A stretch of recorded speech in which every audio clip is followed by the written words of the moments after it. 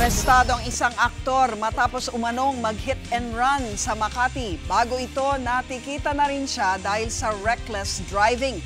Umaaksyon si Justine Punsalang. Sa bahaging ito na ng N. Garcia Street sa Makati na corner ng mga pulis, ang 25 anyos na aktor na si Migo Adaser kahapon. Hinabol ng mga otoridad si Adaser matapos umunong takasan ang kanyang mga nabangga. Na-hit and run itong dalawang nakasakay sa isang motorsiklo, isang babae, saka isang lalaki. At hindi nga niya hinintuan. Ang ginawa niya, pinatakbo niya uli yung kanyang sports car dito sa Along JP Rizal dito sa Makati City.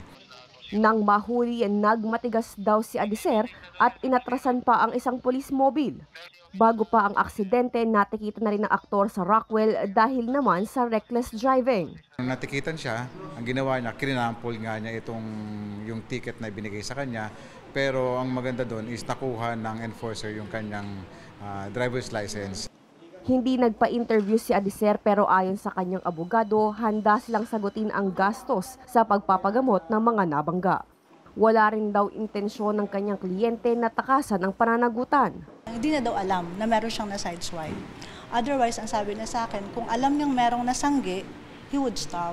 So, nagtuloy-tuloy daw siya. So, I don't know. I think that's what he said, na baka ang akala is tumakbo siya or nag-hit and run. Kakasuhan ng aktor na reckless imprudence resulting in damage to properties at disobedience to a person in authority.